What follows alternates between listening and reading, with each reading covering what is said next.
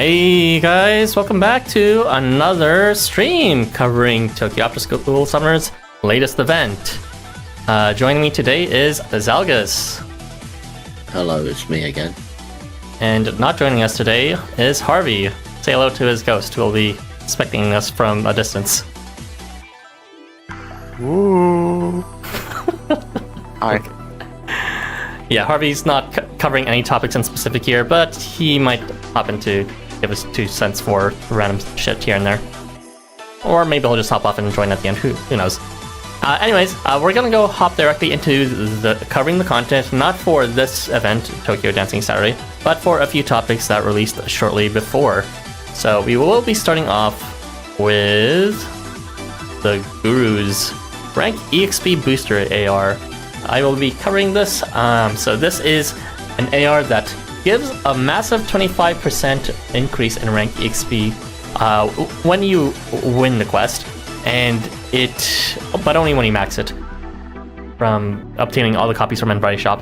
And it also can inflict the Dazzle in a 3-square cone ahead of the unit equipping it at a very reliable 80% rate at a very generous timing of move phase end.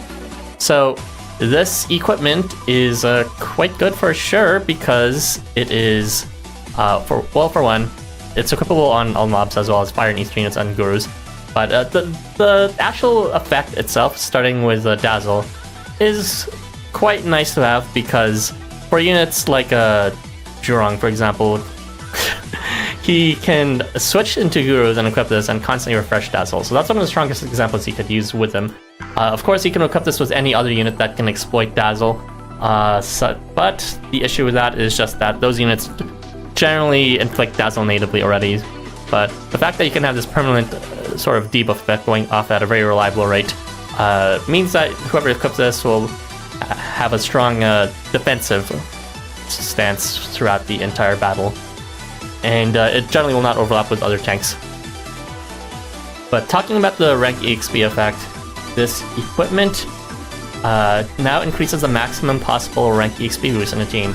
So if you bring this AR within your own team, as well as this AR again from support slot, and you bring the Summer's Anniversary 4-star AR, which gives 20%, the Tycoon's AR, which gives 15%, the OG Guildmaster's AR, which gives 15%, and the Yogi Teacher's AR, which gives 10%. Altogether, you're getting a maximum bonus of 110%. Very spicy for specific quests that give a massive amount of rank EXP. Most notably, event drop quests. So if you're not bringing like leveling someone, you could instead fully invest in rank EXP, like in the current event, since there is no current feature ARs other than all ARs in general. That is to say, there's no AR banner where only they are doing a specific boost. So go ahead for this current event of summer. It's not a summer event. What is it even called? Tokyo Dancing Saturday? Yeah. For this event, bringing rank EXP boosts is the best possible choice you can do, because again, these event drop quests give you the second largest amount of rank EXP in the entire game. And if you do want to level someone up, you can sacrifice for example, the Yogi Teacher's AR to only lose 10%, and you'll still get 100% bonus in rank EXP. So very nice. Outside of that, you can also equip it on free quests, particularly for half stems, because half stems are the greatest source of rank EXP for this entire game, as long as you're bringing these rank EXP boosters as well. Although you may just want to double dip instead with seed boosters, blossom boosters, as well as seed boosters, or seal boosters rather. And the greatest efficiency you can get for rank EXP is from the Chapter 14 and Chapter 15 blossom farms. Take note that the Chapter 15 seal farm is actually slightly less efficient due to it having a slightly higher stem to cost, but yeah. Any blossom farms for Chapter 14 and 15 are currently the highest you can get. But yeah, make sure to use it during half staminas, and you may, of course, want to compromise, as I said before. There are a few other quests you can use for, though they're not nearly as important. For example, you can bring them during story quests, although you can also bring coin boosters for those, so it's a bit like up to you which way you want to bring at that point. And skill evolution quests, of course, give a bit of rank EXP, but it's like so negligible that it might not even matter. And ultimately, for this AR, since rank EXP is generally not going to be the main resource you want to boost, you're most likely going to want to be double dipping in boosts with various other boosters. And so you might as well put this on other unit boosters, such as Andvari or Lucky God, since they can both equip this natively, because they're both Ether type. Very stupid that Andvari can equip yet another optimal AR for rank EXP now, because Andvari can now equip the optimal booster for rank EXP, coins, and seed, and blossom, and seal. It's like it never ends, Andvari just keeps winning. Alternatively, you can also equip this on any of the mentors existing as long as you move them into gurus, although only a few of them can natively equip it, such as, let's see, it's Fire and Ether, so it should be Jin as well as Dad's 3-star Kruznik and Raven Arthur, but also Qinglong since he's a guru, and if you want to double it for rank EXP and card EXP. That's pretty much all I have to say about this. Be sure to get it, it's good AR. Effect-wise and bonus-wise. Yeah, the Dazzle's really good. Although, I was trying to think of who could really benefit from Dazzle specifically, and the first one that comes to mind is Kirito, but that's because of his skill Evo, which also inflicts global Dazzle already, so... yeah. I mean, I guess you could use it if you, for some reason, think the Dazzle will... I mean, it does only last 2 turns. If the Dazzle will run out, you need to refresh it. And that would be useful. But looking at the list of units who would actually get advantage versus Dazzle, it's kind of slim pickings for people who would actually want it.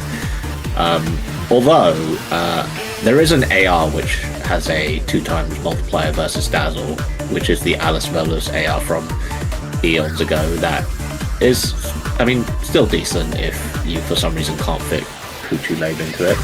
So, there is that, I guess. But besides that, you're probably looking at the Dazzle more for the damage reduction as opposed to an advantage, because there aren't that many units who can take advantage, unfortunately. Yeah, it'd be good to help Kirito continue his soul carrying once his own native Dazzle runs out. Although he can already inflict Dazzle board wide if he misses, I believe, so it just increases rates, I guess. If he misses or if he moves in shop. So, since you're still here, Harvey, did you have any other thoughts on that? Or are you just chilling?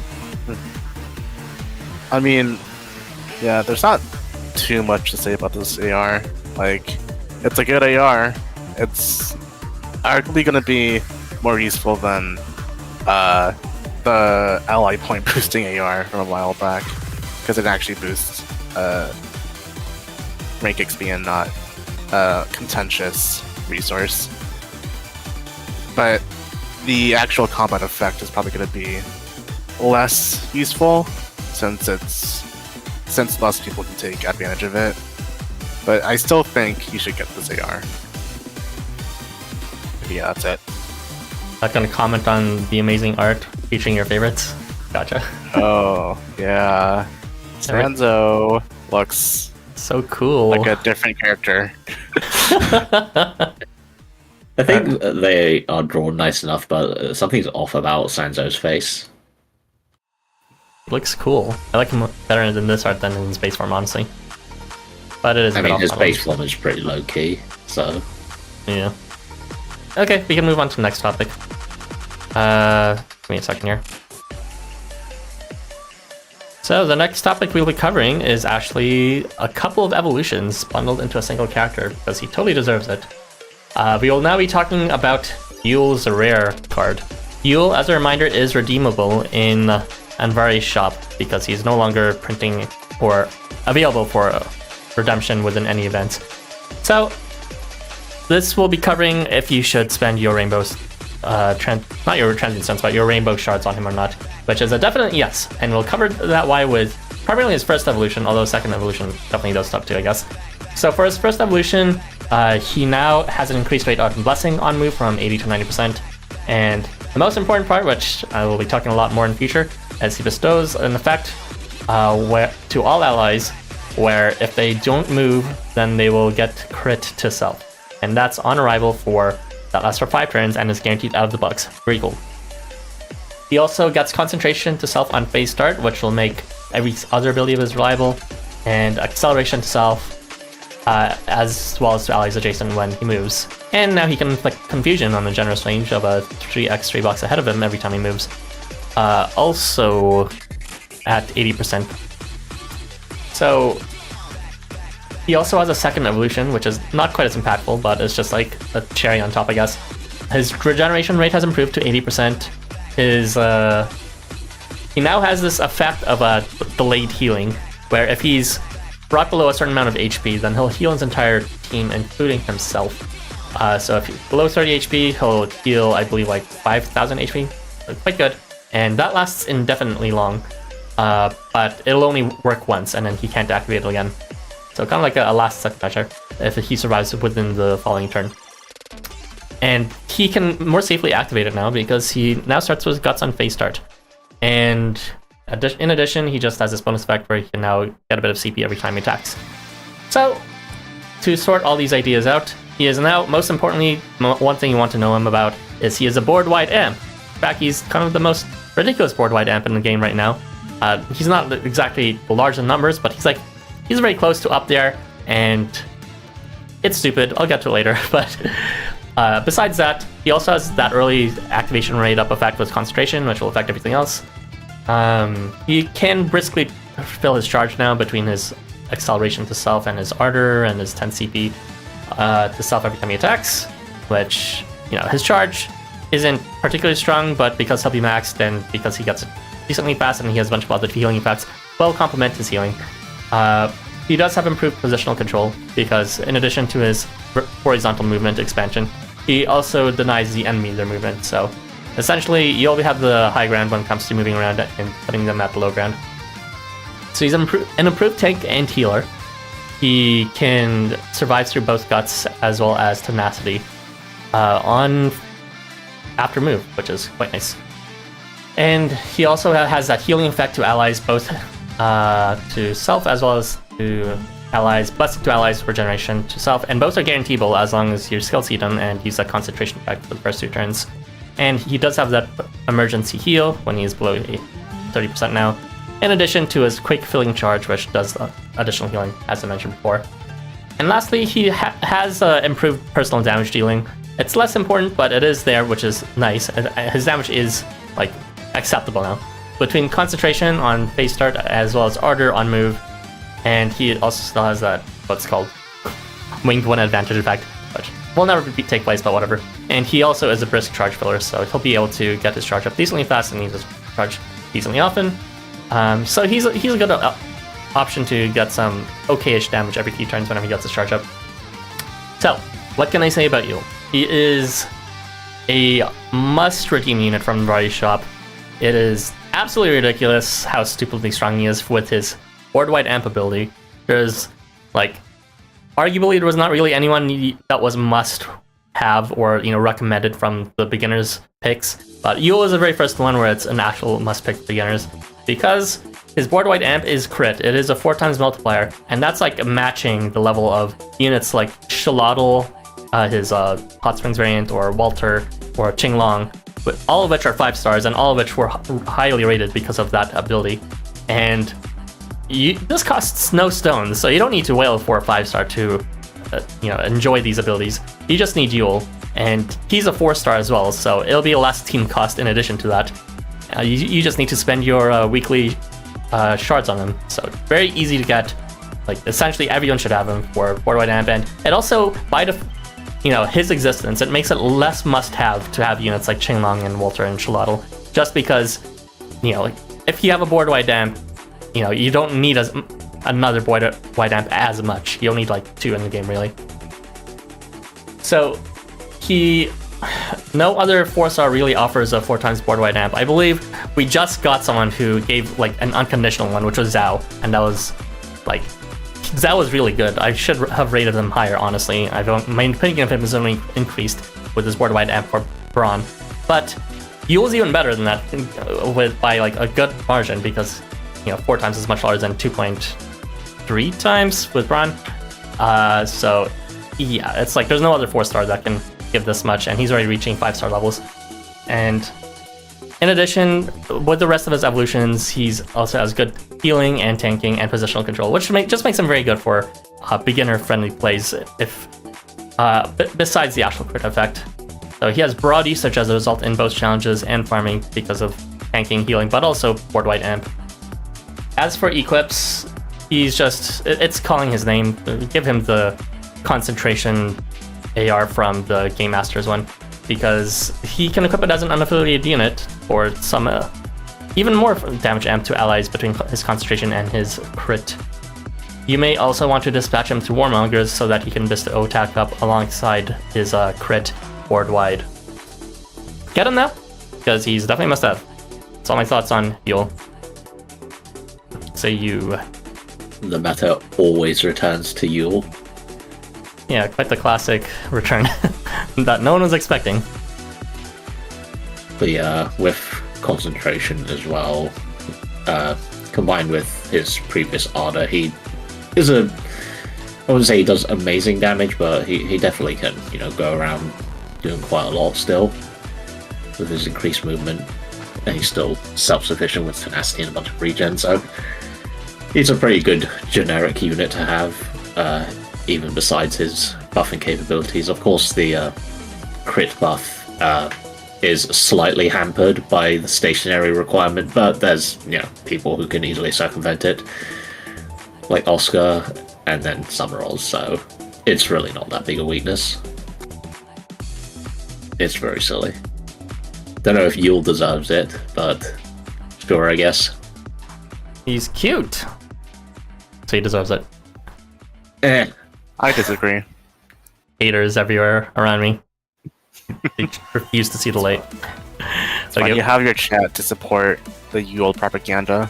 Yes, I will surround myself. When are you always talking about how Yule's like a terrible person? Yes, I relate to that. Got a problem with that? We've lost some Zalgus. Okay. What do you think, Harvey? Yeah, it's a good skevo. I don't know why it's getting put on a 4-star welfare, but it is undoubtedly a very strong kit to have now, having both personal damage and also access to a board wide if stationary crit that lasts for pretty much every farm quest. Yeah, he also has more survivability now thanks to that heal and guts, so he has some very good usage in those longer skirmish quests. I hate Yule. Fuck Yule. I'm his biggest hater. It's okay, your hatred for him only makes him stronger. Also, I see that you have a lot of footage for this thing. I forgot that we didn't cover Yule in the last discussion, and I just happened to use Yule a lot for the other units coming in this banner. So, I mean, Nice. That's just proof that Yule is actually good. It's not just talk. It was very easy for me to come up with uses for Yule.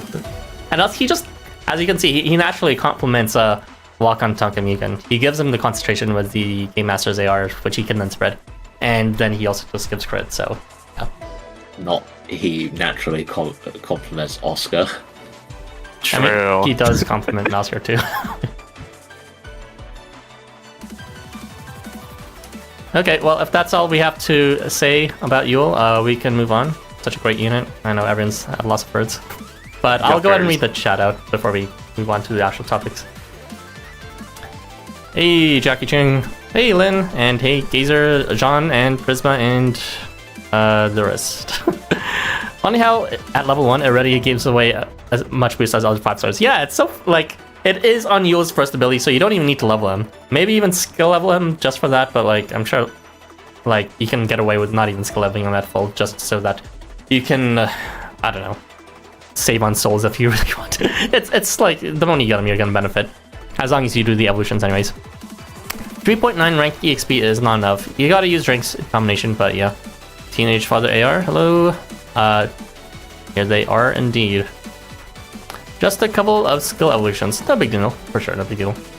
Gamma C buff. Pavian's still waiting for his redeeming buffs. His, I mean, man, I remember the time when I thought his buff was good, and that's kind of hyper shit in retrospect. Fucking 80% attack up or some garbage like that. Only on move. Now give Garmer a great buff and we're good. Boom. Every Gamma unit gets a skill evolution as compensation. I don't know about that. Give another buff to Temujin to low fronts. I mean, Temujin's is pretty good already. You're done upgrading all his skills. Nice. Enjoy free crit to the entire board. Roppongi dungeon-based buff. Heal is maybe not quite as good for this crit there, but because he has so much healing effects and defense effects now, he's still good for dungeons. Like, definitely up there for that if you want to use him as a carry for some reason. If there ever was a character that deserved such game-changing evolutions, it certainly was Yule.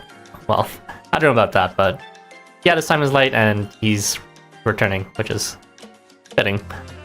Coming back for this Christmas. Indeed, the meta always returns to Yule. Christmas, I hope to see him one more of my best buddies. Beefing with a 17-year-old reindeer. He stands rated E for everyone. Okay, we are going to finally start talking about the fantastic units of this banner, starting with the most fantastic of them all, allegedly. Probably not. Oh boy. It is going to be covered by Zalgus. The order is wrong. Go ahead. Hang on, I need to wait for the... There he is. Look, it's him!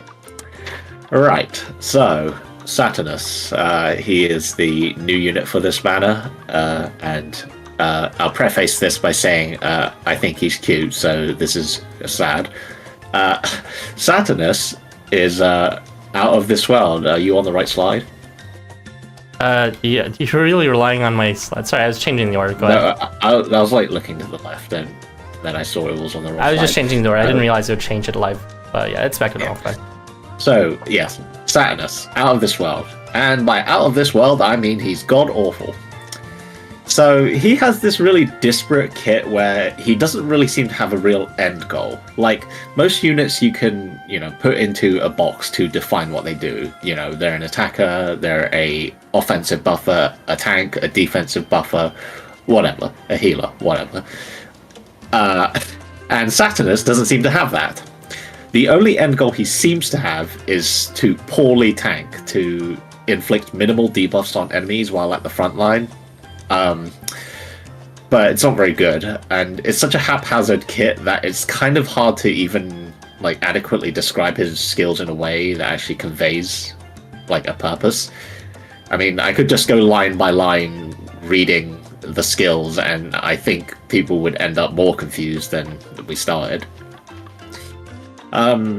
So he has this turn start nourishment buff spread when above 50% HP, which becomes increased recovery spread below. Now this would actually be an okay thing if he could spread both constantly, because it's in a pretty wide range and increased recovery isn't super common, and they complement each other. But they're mutually exclusive for no reason, and one requires him to be dying. Now, what would be an okay set of buffs is instead made unwieldy and next to useless, because they're incompatible like that.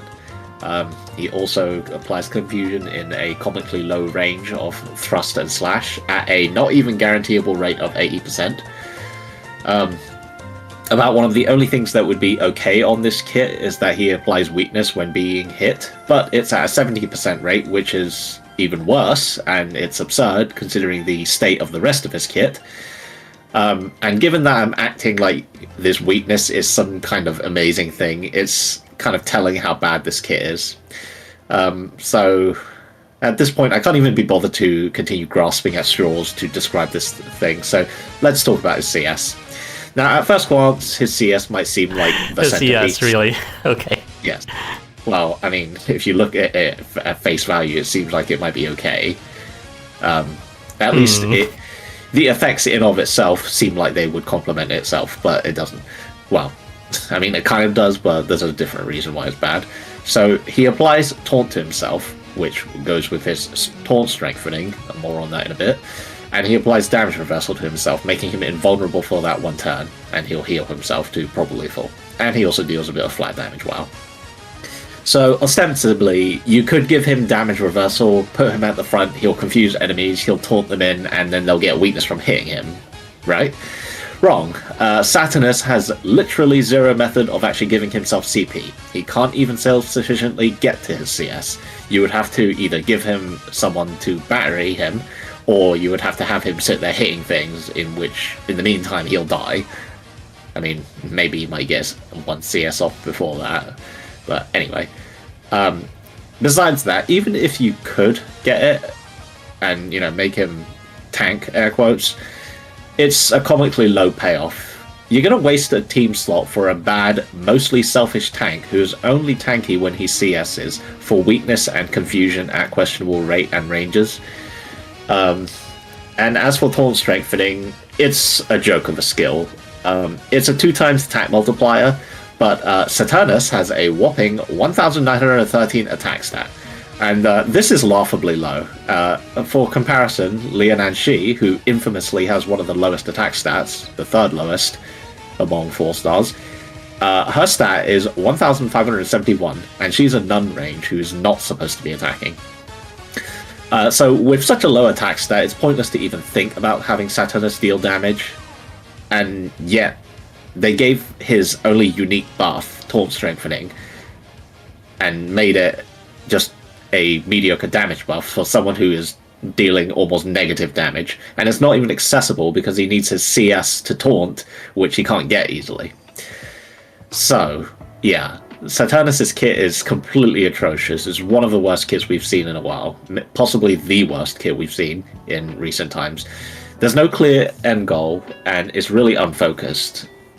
You can't really name a role for Saturnus because anything he does is so weak that it's basically pointless. He can't heal. Well, he has minor healing with nourishment and phase start healing, but that I don't consider that good enough to declare him a healer.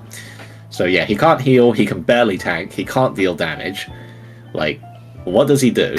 Also, I didn't mention this, but he has slight defenses in defense up when appearing to self and allies, but that's only when appearing, so after 4 turns he'll become as squishy as anyone else. So yeah, Saturnus is extremely bad. Yeah, that's pretty much it. There's no point in dragging this on. It's bad, or it's a shame, because I think he's cute, and also, he's the star of this banner, but yeah, I get No, you should have been more savage. When he said it's hard for him to get his charge, it's like literally he has 0 skills that get his charge up. So it's like... I mean, I said there's nothing he has that gives himself CP. I like emphasize it more. There's like, for how much time he spent on what theoretically synergized, there's like 0. There's nothing. It's so trash. What do you think, Harvey, before I harp on this? Well, actually, let me... So, to illustrate, So you get CP when you deal damage, and shot range gains 5 CP when it hits someone, assuming they aren't already dead. And they gain 5 CP when attacked. So Saturnus would need to attack or be hit a total of 20 times to get his CS. Give or take, there's slight variance. So you need to have him get hit 20 times to get his CS. In the meantime, he'll probably die. So yeah, you are not getting his CS unless you're either fighting comically low enemies or you've bought someone to specifically give him CS, which, if you're going to do that, just bring someone else. Anything you'd like to add, Harvey? Yeah, you could give this thing a CP battery, but you could also battery an actual useful 4-star, like Zhurong, or Echo, or Hermes, or like any 4-star that does damage. It'll be more worth putting your CP into that unit. I think it's worth noting that there's not even anything you want to get his charge for, like, really. Yeah. If he CSs, he'll just stay on the board longer, and he'll be more effective at pulling in aggro, and like that's it. His base kit is still going to be atrocious. I want to emphasize, this isn't just a bad kit. This is like uniquely bad. Like, it needs to be emphasized here. Usually I try to look at some, questionable kits and try to find, okay, I see a purpose here. Even if it's like, it's never gonna happen or it's like irrelevant in the main game. Like, I see purpose. You cannot identify any use case for this. If you want damage, you're not going to do it with this, despite him having taunt strengthening behind his charge, which you can't get. If you want defense, you want it for your entire team, and you want it to last indefinitely. So why is defense up only for 3 turns? And why why is the majority of his defensive tanking effects only to himself? It's like, the only thing he's like maybe okay for is phase start healing. That's like the only thing. Because his nourishment is not it, and his increased recovery is not even overlapping with nourishment, so it's like, he's not a good healer either. He's not a good healer, he's not a good tank, he's not a good damage dealer. He's not a good positional control unit, despite having some weird things related to confusion and pulling. I don't understand the purpose of this game for this unit. Like, even with, to make a point, Baphomet is not as bad as this unit. Saturnus is worse than Baphomet. Saturnus is worse than Himovat. Saturnus is worse than Reprobus. Saturnus just... He's not just bad at doing what he does. He has nothing that he does in the first place. When I was recording footage, as you can see here, it really does feel like you're playing with a unit with no skills. He's just existing and receiving the buffs of everyone else and doing nothing otherwise. It is legendary trash. Like, never pull for this unit for his kit, and reconsider if you're thinking of saving for him for anniversary, because like, it is, you're gonna feel very disappointed in no matter what team you put him in. Affiliations will not save him. He's not even affiliated. That's so funny. He's not even affiliated. That's so fucking stupid. I mean, if you want to apply a big multiplier on his fantastic sub 2k attack stat. He will never normally be close. But yeah, normally with units like this, like, there's something I can latch on to think of, like, some meme strat or, you know, funny thing to talk about, you know, like how Baphomet has her stupid rage and whatnot. But then there's, like, or, you know, like, even back in Gen 1, there was, like, Gandharva, who is, for all intents and purposes, useless, except for his meme gambler skill. And that's, you know, kind of funny to talk about. There's nothing for me to talk about here. There's like, nothing stands out. It's all really milquetoast, and at the same time doing nothing. So, I don't know. I don't know what they were thinking. Yeah, I don't think we received a unit. I don't think we received a unit this bad since, like, maybe even fucking Christmas Melusine, which was ages ago. It's really quite legendarily bad. You can put him next to Mugen Wakan, so you can spread defense up and nourishment. Wow. Insane strats. Oh, we are not doing this. Stop with the nourishment and 3-turn defense up justification. Nourishment gives you so much healing. Oh. It's over for Saturnus fans before you even... Anyway, I'm hoping that he gets some kind of Evo. That it would be amusing if he got a really broken Evo, but it may be a bit early to be talking about that, because he just released, like, what, 3 days ago?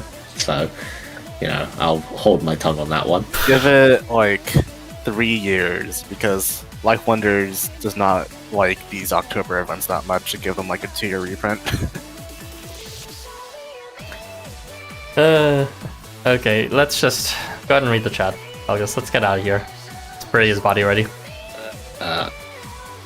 No, also that makes I'll give him an AR. I'm going to be quiet when I think a unit is bad, because every time I think I've seen the worst unit this year, LifeWonders immediately proves me wrong. I mean, we only have Anniversary left, so they surely can't, you know, top this. That would be very impressive, and that would be, like, I don't know how you would fumble that badly, because, my god. Why does he have to be such shit? I love his design, yeah. I think Saturnus does not even do well in a stall team. I mean, That's yeah, true. he doesn't, because he can't heal allies very well, so he couldn't stall in that manner. The only thing can't it's like, you keep him alive, that's all he can do. He can keep himself alive, okay-ishly, not even amazingly, and why would you want him alive if he does nothing else for the team besides, like, nourishment? It confuses them, and extremely low range confusion. Wow. Yeah, if they made the confusion like spread across the entire map or something, or just in some huge range, then I'd be able to say, look, here's a thing he can do. I mean, you could just use what's his face, Isaac, anyway, but never mind. You think you have it tough by being a Bathym fan? I mean, the small victory here is that there was a unit worse than Baphomet now, so apologies to Himava and Senigma. You at least do things that might be useful occasionally. Yeah. The stupid thing went all the way down. Too bad. You're going to get that CS from Single Balls Club, clearly. I guess you could use ARs to buff his CP, but as we've discussed, there's not even much point into getting his CS. P. Kernus, his kit may be dog water, but he's cute, and that's all that matters. Yeah, I guess, in the state of the game. Which, even if we complain about the state of the game, that doesn't make his kit any less galling than what they've given. Also, Harvey, you're large, goodbye. Wrong, you're this thing. Yeah, I noticed that you said this thing. It's very mean, but... This thing referring to this kit. I still think Saturnus is, alright for design. I think the concept of his, dual forms is pretty cool. But, yeah. I like his design when he's more closed, because he does look pretty cool in style, but showing a bit too much skin for most of his skins. Pasty. When I initially read the Saturday thing, the first thing I thought of was that this skin would only be available on Saturdays, and I was like, that sounds really stupid. But no, that would be funny though. Hey Twin, when are we starting as MP? Saturnus worse than Baphomet? Baphomet is the new meta. Let's not get ahead of ourselves. Baphomet can debuff at least. Saturnus just has nothing going. Give him max affiliations and use him with every hyper buffer ever so he can deal mid damage pog. I mean, if I wanted to do that, I'd probably use I'd use Lianan and have her do big CS instead. At least Christmas Melusine has an attack stat. I haven't looked at it, but I'm sure that's correct because she's not a Gen 4 or whatever unit. The disparities of buffed Yule and limited Andvari to this. Yeah. I mean, those were getting skill evos, so those are retroactively fixing / buffing them at least. But, I mean, I don't know who threw darts at the dartboard, but they should get better aim. Just wait 2 years for an ult. Yeah, that's what I'm waiting for, I guess. Can't wait for an Xmas unit that does nothing but kill your own teammates to close out the year. I mean, that would actually be useful because there are some units who want to become low health, but they might not necessarily be able to reach it without the enemy pummeling them. If we got a unit who could effectively kill allies, that could actually have a use case. Unlike this. Saturnus truly is spreading confusion, yes. New Buffalo teammate thing. I don't know about that one, Chief. Because, Leaked has the same weakness proc that Lantern Leak does. And, he actually does a lot more amps. So he's, infinitely more useful if you're thinking about, on-hit synergies. Are you guys really hung up over that one weakness effect? Just let it go. It's not there. You're not gonna use it for that. Alright, we're gonna move on to the next topic, although it was fitting that Fast Shooter was playing earlier for this dog water. We're gonna... I know, use Gurren Gotch. There you go, they'll all get weakness. I forget if Gurren Gotch already inflicts weakness. He doesn't. He just does skill lock words. Whoa! Not when he said. Is it when he said? I forgot. He applies skill lock when he attacks. Yeah, that's it. And it's just flat damage on being hit. It's like you can have bad weakness on global on the enemy team. Never mind that there's a unit. Can you guys just let go of weakness? Stop fixating on it's Summer nothing. Enigma users are spinning in their grave right now. Who? Let it go. Oh my god, just weakness unwrapped. We are going to talk about now Hakumen. So things are getting up slowly from here, but if only just a tiny bit. she's not bad for sure. Definitely not Saturnus tier.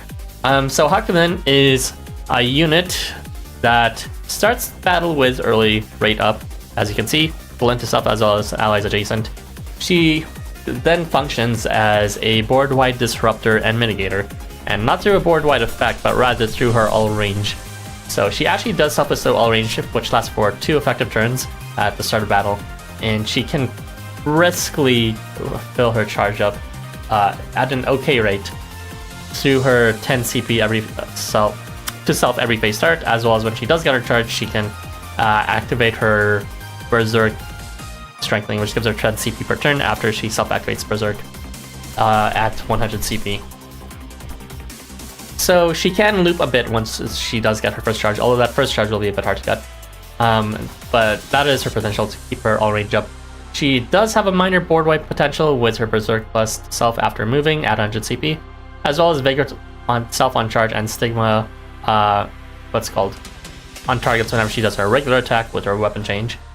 And she also...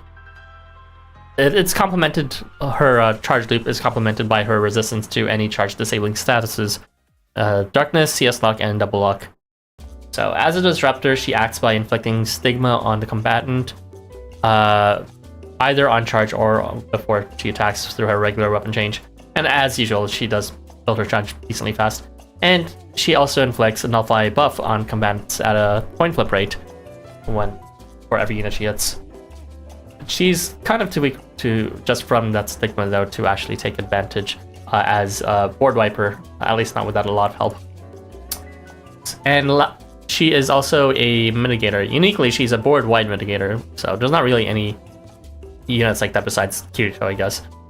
So she actually does bestow Adamantine to self and all allies on arrival, and she then can continue on with defense up to self and allies every time she gets her charge at 100. Again, brisk charge up to that.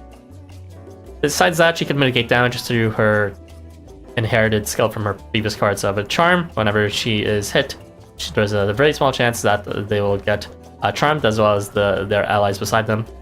And she can continue mitigating debuffs on herself by resisting, yet again, those charge disabling statuses. Lastly, she is a damage amp. She does bestow Ardor to allies around her every phase start, I believe? Yeah.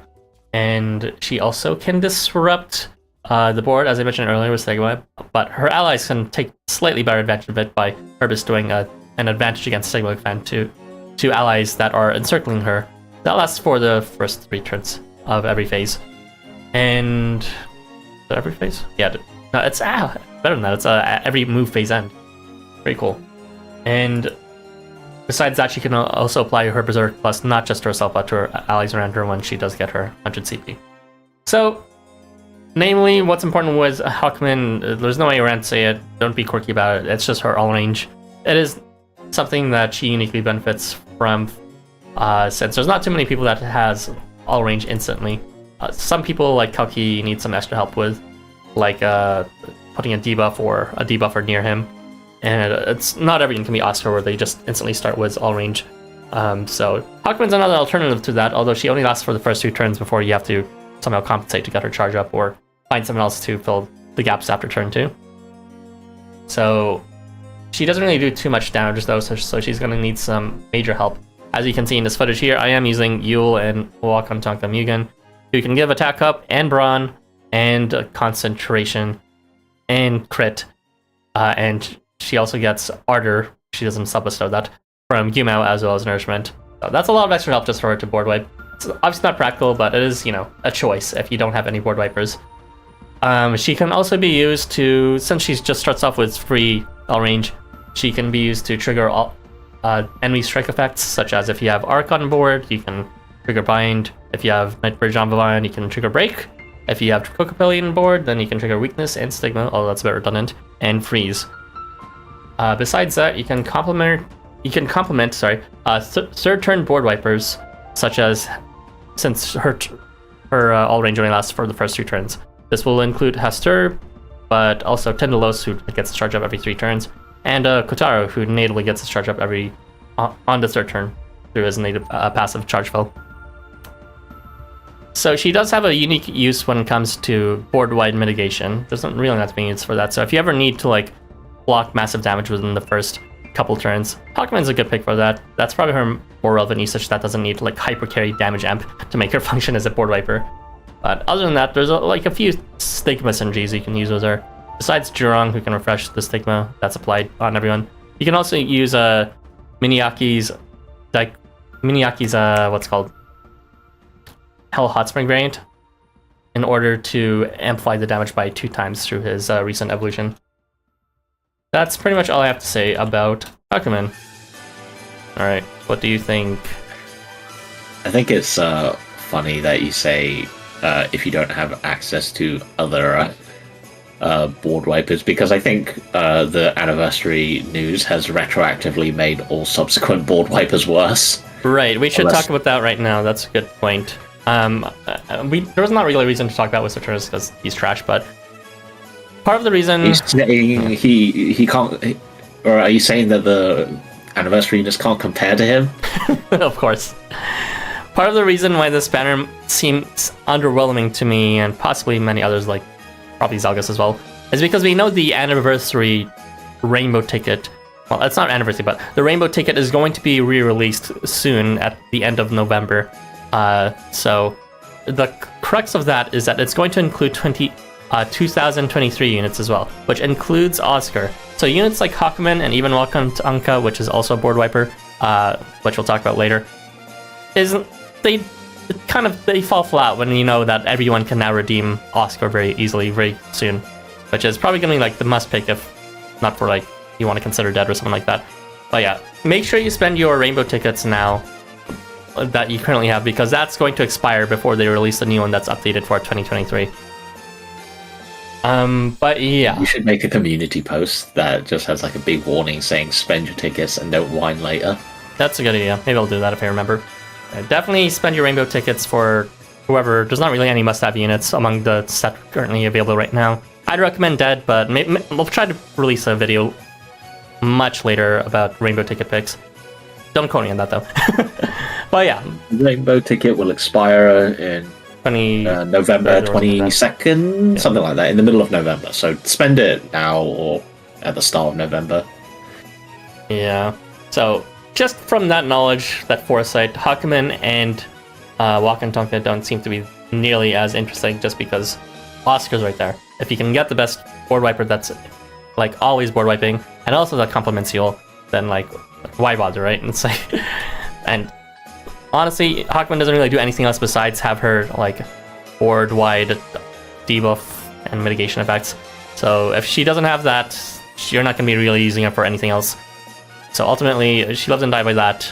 And if you can get a free unit that's just superior in every way, it's coming up soon, then yeah, why go for Hakumen, I guess. I guess rare source of Berserk Plus is the only thing that really jumps out at me. I mean, it's not super fast to build her charge, but there are some methods, I guess. There are also other units who give Berserk Plus anyway, like Tinderlove, so it's not even that unique anymore. I mean, power-wise, I think she's pretty good for a 4-star, right? She has like 3 different amps. I think it's just the issue of she has a couple of glaring weaknesses. One being that she is very much skill seed bait, and like actual skill seed bait because she has phase start Glidden ready. And even with those 2 proc rate effects, she's not gonna have guaranteed stigma strengthening, which is kind of silly. There's also the issue of needing a CP battery for turn 3 and beyond, unless you're running shit like another Boar Viper for post turn 2. Besides that, you can put her with Christmas Turing if you want to spread board wide. I suppose. Weapon change all, because the only person who like could really do that before was like Summer Shiva, who was a 5-star. So it's good to have like another non-conditional all-range unit, I guess. If you have Christmas Turing, I keep on forgetting he exists, but yeah, that would be a good synergy. Although then you would need to bring Hakumen, which is kind of situational. You do bring up a good point though. She does have decent-ish local amp without really being too committal, so you do need to slot her first to make the most of it, which is not great, but, you know, she's not too hard to get since she's only a 4-star. Yeah, but yeah. As again, she does kind of really want skill seeds to be consistent with her amps, and also demands a leader slot to make full use for kit. Kind of a high ask for a 4-star. Like, you want your ring leader on first slot to be just random 4-star. Like, say so. But if you like Hakumen, it's a fine enough kit. It's just, in the grand scheme of things, you'll have better options for board vipers and probably better damage amps that are more consistent. Yeah, and as for damage amps, again, I mean, it's not like she's like overlapping with Yule, but you know, the importance of amp is reduced overall just because Yule exists now. So I wouldn't be clamoring for local amp that badly, since everyone starts with a decent option right off the bat. Anyways, that's it for Hakumen, I guess. I'm gonna go read the chat. You don't want to talk about her art? Fur coat is kind of... It's giving me weird vibes that a fox is wearing it. And also her hair extensions are kind of cursed. Yeah, not a fan of her outfit or this event, but I don't know. Maybe I'm just tasteless. I get it. It's also she's like front facing, which is also kind of cursed. It's like a lot of things cursed about this event's art. Which we'll see it's what just her art style. It's just her art style. And he said that to her. Yeah, I'm not a fan of I how... could do an edit where I shift her face.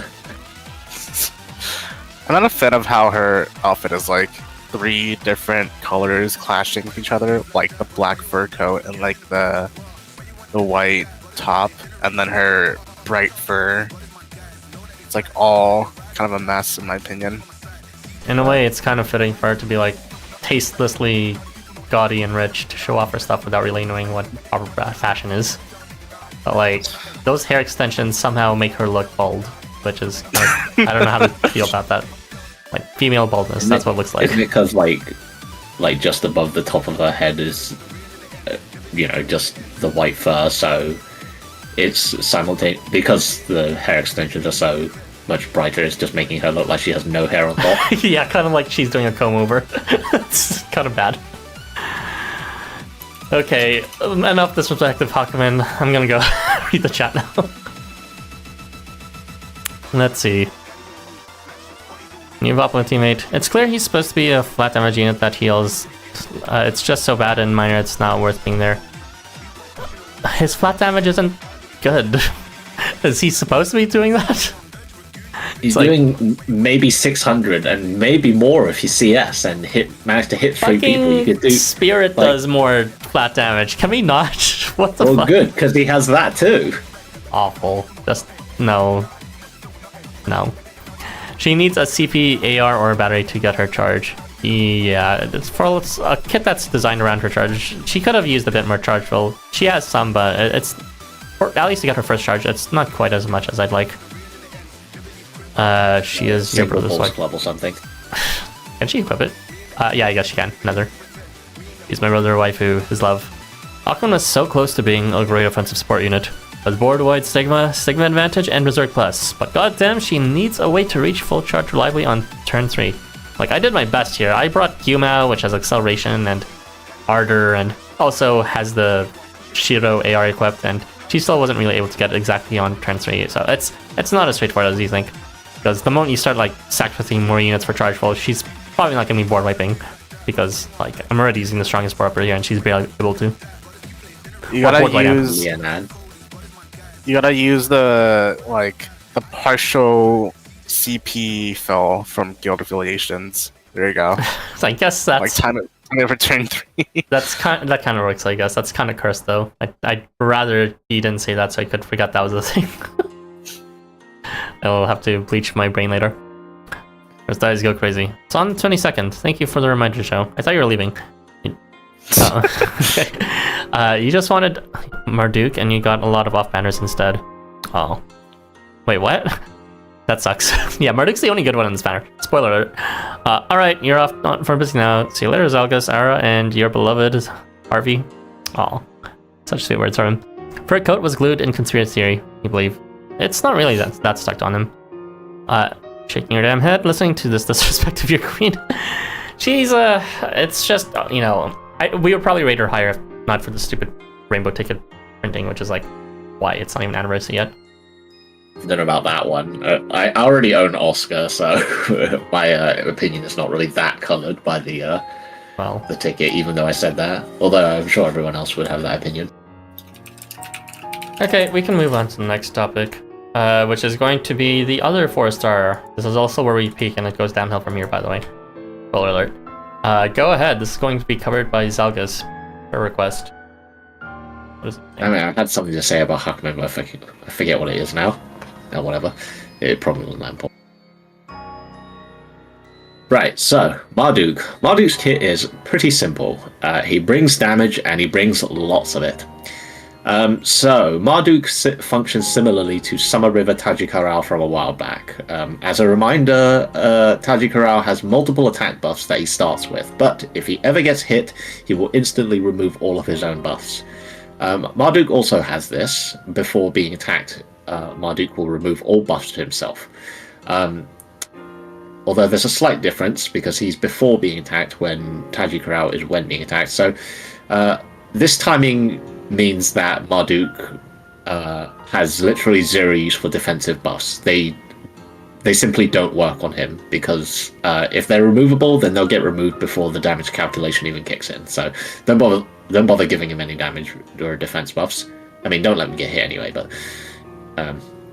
Anyway, so he gives himself Brawn when appearing, Vigor, attack up on face start, and limit before hitting. That's already a lot of damage burst there. These all range from 80 to 100% rate, so they're easily guaranteeable, because he also has face start glint. So all you need is a set of skill seeds, and that'll be enough for him. He also has spirit before hitting, whatever. Furthermore, he also has when appearing arousal strengthening, and also applies a skill to allies in a 2-square range, which causes them to bestow arousal to allies left and right after move phase. So this means he needs to get allies to activate his own arousal strengthening, but it's not too hard. He'll just need someone to stand next to him, or left and right on him. And besides that, he also applies suppression to enemies hit and enemies adjacent. It's only 50% rate, but whatever, it's not his main role. It's nice if it goes off, and I guess if they're still living by the time he kills them. Or I guess on the outer edges of his range that he's not hitting. So, damage numbers. These days, the go-to magic damage dealers are Willy Wildcat and Summer Andvari. Willy deals 200k, and Andvari deals 77k, if he moves. So how does Marduk, a lowly 4-star, compare? Well, he deals 53k DPS, which is a lot. It's definitely nothing to scoff at, because unlike Andvari, who has to move, Marduk hasn't got that restriction. And the fact that Marduk is even comparable is, like, that itself is very impressive.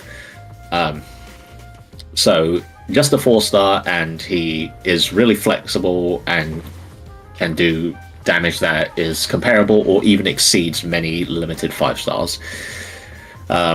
So for comparison, the Bathym variant from this event that we'll talk about in a moment, at his most powerful point deals 44k unreliably, and Marduk is easily guaranteeable and also doesn't need to move. So yeah, Marduk is a pretty ridiculous 4-star, and he may well be the most generically powerful on this banner. No, actually, he just is. There's actually, I don't know why I even put generic. He might be. He just is the most powerful on this banner. He does one thing, he does damage, and he's very good at it. And he's better than many 5-stars. Some others that I didn't mention is like Yoritomo, or what's it? Valentine's Snowfight Yoritomo, who was like supposed to be this like magic damage dealer who also amps magic damage. Yeah, Marduk does more than him. The only real caveat to using Marduk is that you can't let him get hit, which is a consideration. There are certain maps where he can't avoid getting hit, like say if enemies can survive one hit for some reason, like if they simply can't be killed or whatever. But it's in most maps, it's likely that he can just blow up the opposition before they get a chance to hit him. Also, he removes all debuffs on himself when phase starts, which is just another nice thing to add, because it clears up any debuffs he might get for attacking, which is relevant in some farm quests. It actually happens in the footage right now. He removes Dazzle from one of the near laser tips. So he's ready for the next phase.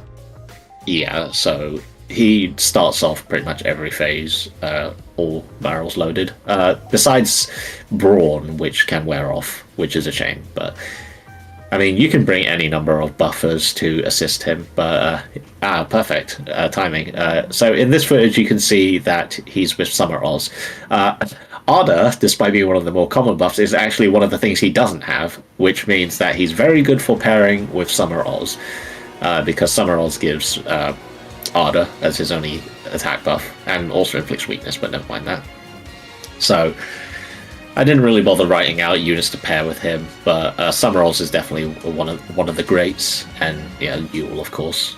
You bought Kokopelli for this. Why not? It's an all 4-star team. You can now clear the Smoky God quest in one shot with just 4 stars. Isn't that crazy? No willies required. But I like Willy. I think you're the only one with that, but okay. But yeah, Marduk is very good. If you're asking if anyone from this banner is really good, it's him. I don't know if I would say he's a must-have, because we do have, other magic damage dealers, but he's definitely a good contender. Okay. Do you have any thoughts, Harvey? Since Harvey's about to depart from this chat, since he's with busy something, so let's let him talk. Yeah. Besides being probably the best unit on the banner, he's also the best looking character on the banner. This is true. Double brownie points for him. Kind of like... Yeah, I don't have too many complex thoughts about his kit. He's just a very good magic range DPS on a 4-star kit, with literally no conditions to meet, besides like maybe that arousal strengthening thing with him giving that arousal pistol to his allies, but yeah, that's about it. And like he doesn't even really need it because it's only like 1.5 damage amp. Yeah. To give an idea, when Zalgus was listing out generically some of the stronger magic damage dealers, he did mention that they were in fact the strongest too, between Willy and Andvari. And he didn't mention that Marduk was the strongest third magic damage dealer in the game. And he's a 4-star, so like he's better than every other 5-star magic damage dealer, on top of being better than every 4-star magic damage dealer in the game. And it's guaranteeable and reliable. So kind of fucking stupid. And even if you don't have the arousal strengthening, he still is the third strongest. There's just the disparity is that big between him and 4th place, which might be Bathym or some shit like that. It's been so long since I've used him, but I remember when Halloween Balor was like the end all be all for magic damage dealers, and like he was good at it for his time. And I'm looking at the list now. He deals 23k DPS, which Marduk casually does more than twice that, guaranteed. It does, yeah, double that. And Balor does have he has to hit his paralysis if he wants to get that. I think he can get a bit higher than that if he hits his countdown, but it's not nearly as guaranteed. But yeah, Marduk has basically no conditionals in his kit, which is absurd. But yeah, Marduk is the third highest compared to Willy and Andvari, which is simply absurd. Oh, yeah, here's Yoritomo, 32k DPS. And yes, Marduk just deals like 54 or something like that, yeah. Yeah, it's ridiculous. Also, to clarify, this I say was slightly less certainty, but I'm pretty sure because I keep a list of all the column clears and magic damage dealers and all that in game. Marduk is very extremely likely just the strongest 4-star damage dealer in the game, period. By square. Like stronger than even any slash or thrust or blow units. So Marduk is as high as you're gonna get for 4-star damage. And he works as Yule. Yeah. Besides that, I think there's like a general theme of like wanting to copy specific buffs from units in this banner. So he's also a prime target for any units that want to copy buffs from your team, like Wakan from this banner, or also Fafnir. You can copy the Vigor and Brawn and Glint from him. So yeah. Oh, I guess that's why Wakan is missing Ardor, or Wakan's only buff is Ardor. Yeah, because they're in the it's same. complement. They're in the same boost link too. Also, it's very cool that you decided to delete Iger from your mind. I think that's based. Well, he hasn't been Yes. relevant for like a more billion years. All right, so Yeah. I mean, to his credit, it's like he's only restricted by the amount of units that are worth copying buffs from, and that's kind of restricted when you have a bunch of board-wide buffers and people who are very happy to give local amps anyways. But in the very least, Marduk's existence definitely gives him like a broad buff because he is certainly packing quite a few for a 4-star. You could also just use Marduk and omit Iger entirely. Yeah, you Like, can. I was thinking like, But they have to you do know, it to copy your faction witness. Wakan could never be him, as in could never be Marduk. And I was thinking, well, if you're going to do that, then just like bring a second Marduk in support slot if you like want someone to do. I mean, I guess like copying buffs off of him can make it easy to buff stack on that one target, but is that really necessary? Probably not. It's as relevant as boss killing in general. That's like, really, you don't really need buff copying unless you're actually killing a boss. it's not needed. But I just think it's funny that you can refresh all those buffs with like Fafnir if you wanted to. But I think it's just more of a Fafnir kind of thing. Yeah, that would work out for Fafnir especially. So, W for Marduk, best banner or best unit on this banner for sure. I'm still not fully decided on if the banner's worth building, but it's heavily contingent on Marduk himself. We'll talk about it at the end though. Are you heading out now, Harvey? Yeah, glad I could stick around for the only unit I care about for this banner. Alright, see ya. Laters, thanks for joining. Bye. Okay, and then there were two. Feel free to read out the chat, Zalgus. I'm not that large, you lord. 600 pounds, by the way. Love how Harvey dipped before you heard that. Will again save my rainbow ticket, even if I just get off banner dupes. Yeah, I'm probably gonna save mine. Already Voska, so. Pregnancy, male, cute Mushusu. Yeah, Bushu is so cute. This is like something Harvey touched on, but this really is the best art in this banner. I think Saturnus looks okay in his 3-star, better in his 3-star than his 4-star, honestly. He looks a bit too pasty and too much skin exposed on his 4-star though. And then there's Hakumen, which we kind of roasted completely, like dressed her down for coming out of a garbage dump, was what she trusted. And we'll see that Wakan looks like a fucking game show host or card dealership salesman. And Bathym is just being Bathym again. So Marduk, and especially with Chusu here, he's so happy and so cute. It's okay. Wow, the hater. KCO Smasher, by the way. Is that some furry VN character? Oh, it's the... Hey, Zalgus, get in touch, please. Look it up later. It's the fat guy who yells and eats a lot of food on stream. And then he's also the one who's like, it was my plan all along to have you believe I'm actually a fat fucking baby, when in reality I was deceiving you so I could get massive amounts of streamer money. This guy has, like... I can't tell if his face is distorted or not, but he is quite fat. Oh wait, no, I'm thinking of a different guy. No, I'm thinking of a different guy. Sorry, Queso's a different streamer who is fat, and also there's a lot of memes made when every step he makes, an earthquake is made. Lamau Mirror, he's literally Una. Wow, Joe's the fucking expert here when it comes to fatsos online. Of course, he knows the difference too. D Marduk AR. You want to take that one? Because I didn't think of one. Marduk AR?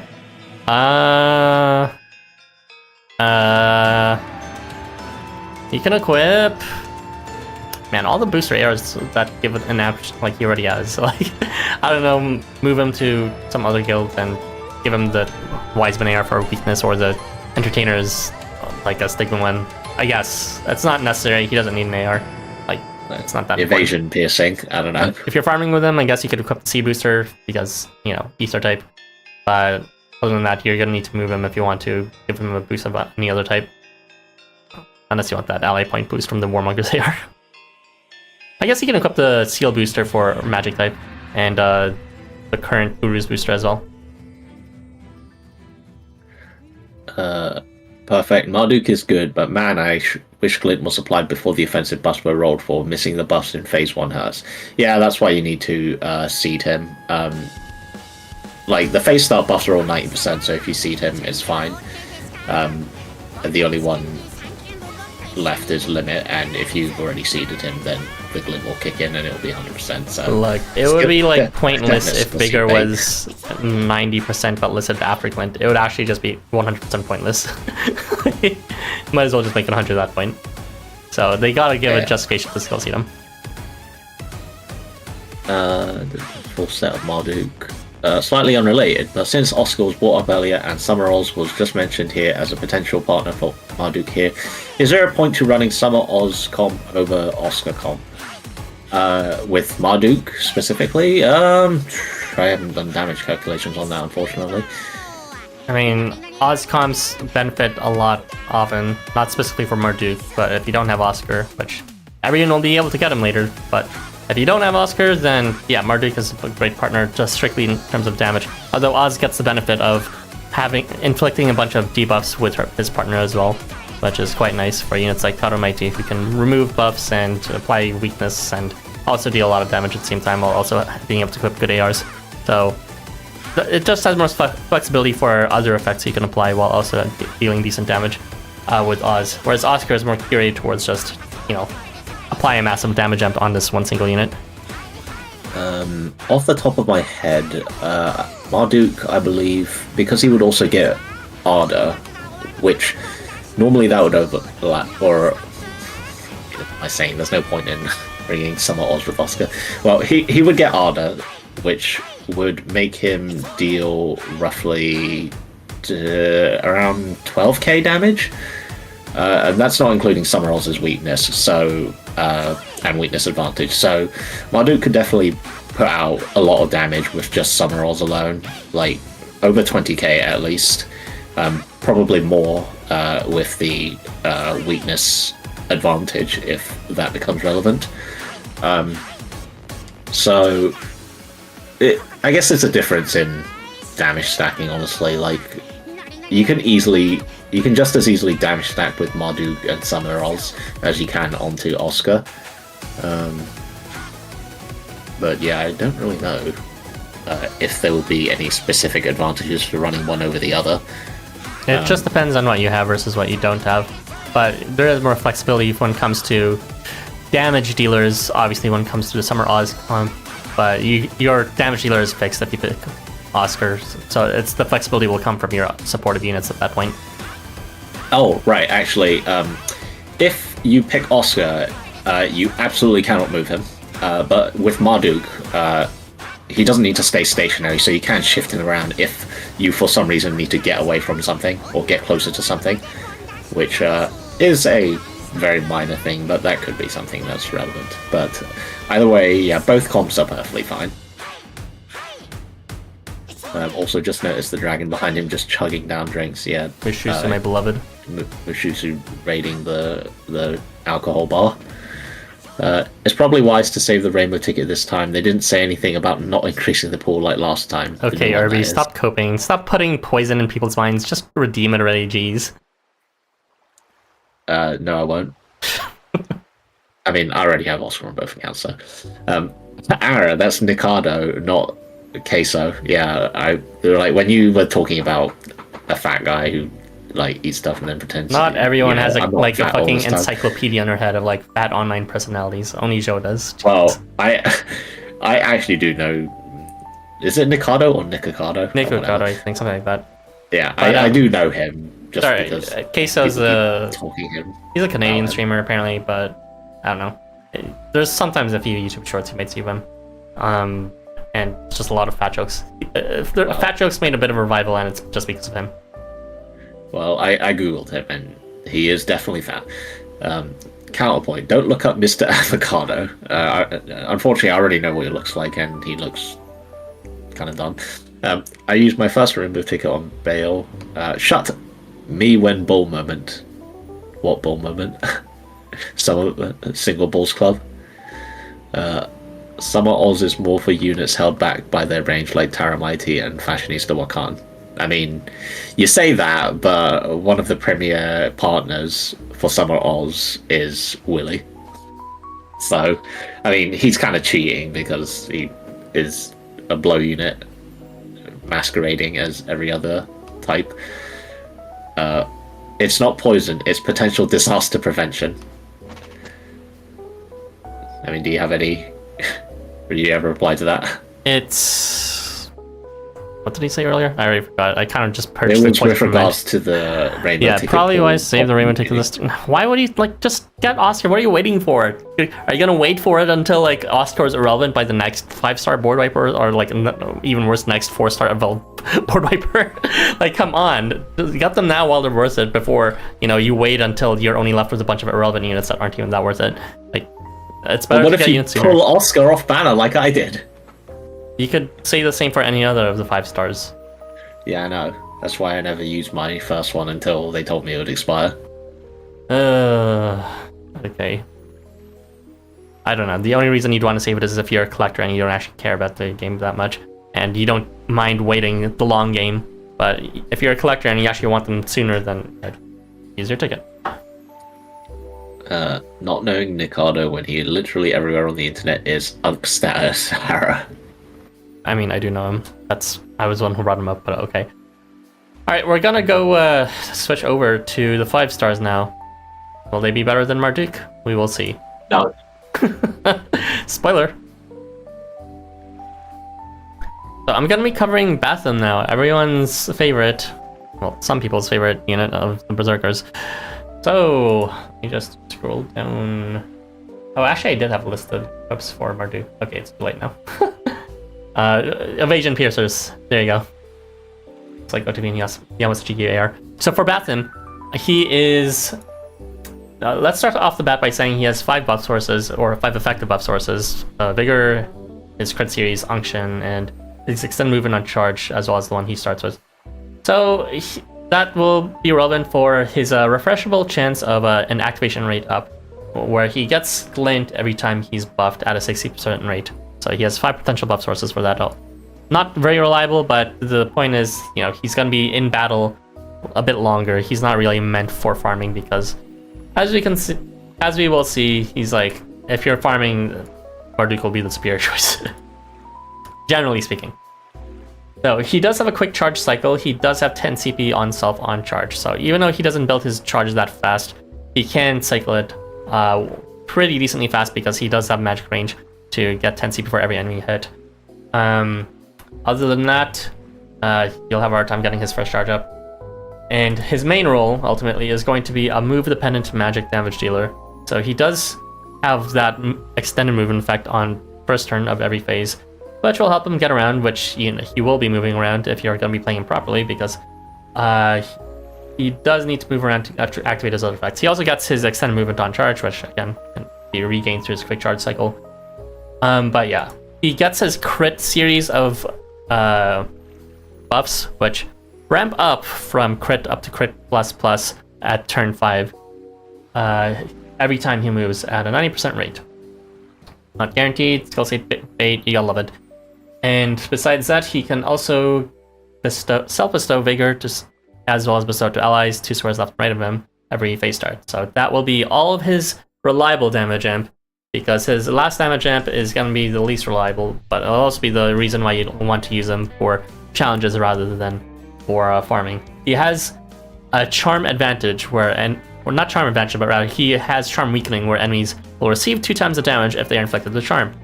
And that effect he inflicts on all enemies every phase start, which lasts for 5 turns. And he inflicts charm whenever he attacks units. There's 2 different timings for it.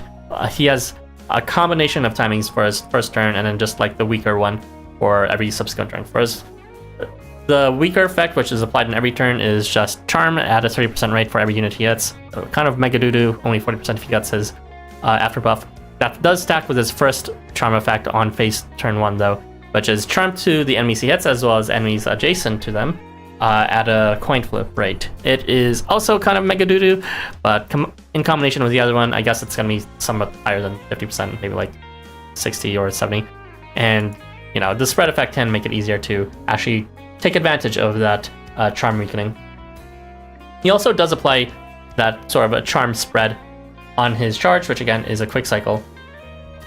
So more potential damage source there. For his damage potential, he, with crit, it starts at 30,000 damage per square in combination with his Vigor and his 50% charm weakening. It scales all the way up to 44,000 damage per square in his, in his 5th turn. When it, as you can see, it scales up from crit to crit plus to crit plus plus on turn 5. And a reminder that Marduk's damage is like 53,000 damage per square. So even by turn 5, at a coin flip rate only, and you have to move him, Bathym is doing only 44,000 damage per square, which is a good deal less than 53,000 damage per square. So he's still weaker than Bathym. Sorry, he's still weaker than Marduk, even at his best. With that said, you know, Charm is pretty powerful, and it can be useful for challenges where they're not immune to Charm at least. So there's that to consider. Besides all his damage effects, he does have some supportive rules. As I said before, he does give Vigor to allies, 2 squares left and right of him, but he also gives concentration to allies, not to himself though, within a 2 square cross radius of him every time he moves. That is not guaranteeable because it's only 80%, unfortunately, even with Glint, which is not guaranteed. So, in addition, the Charm weakening effect is something that his allies can take advantage of as well. As long as you slot him first, or you know they take advantage of subsequent turns, they can also deal 2 times damage on anyone he decides to charm. Outside of that, he can inflict drain on enemies every time he moves at a low range of 2 squares diamond, and he can bestow unction to allies adjacent to him before he is attacked. Coin flip rate, not great, and it's not to himself, so kind of a weird inclusion to even exist. And nicely, he does remove a single debuff every time he moves, although, again, Marduk can remove all debuffs every phase start, so I don't know about that. And he doesn't really have any debuff resistance towards things that prevent him from moving, unfortunately, which is a bit weird for someone who's so dependent. He does resist Obstrict and Drain, though. So, recommendation-wise, he can be used for farming. Of course, he's not going to be good with damage or something like that, like Marduk, but he does have still a respectable amount of damage. I think he's like the 4th strongest in the game. Let me just double check that. No, he's the 5th strongest. He's just less than your Housamo, which is then less than Marduk. So he does have that bonus utility compared to other units because he does have that extended movement on turn 1, which lets him reposition everyone into that classic triple Conclave formation, while also providing damage amp to his teammates, unlike Marduk, whose damage amp is pretty much just himself. So he can give concentration as well as vigor to his allies, and he can also purge debuffs occasionally, for himself anyways. So you'll want to use him in challenges with so he can deny damage with both charm and sometimes unction. And of course, the ramping damage is very suggestive that you want to bring him for longer battles of indefinite length, because you know farm quests don't generally last so long as up to 5 turns. So yeah, good all around for challenges where they're not immune to charm. Not really a soul carrier per se, but he can be like your primary utility and damage unit. But for farming, he's kind of like only an okay like secondary supportive element there. That's all I have to say about Bathym.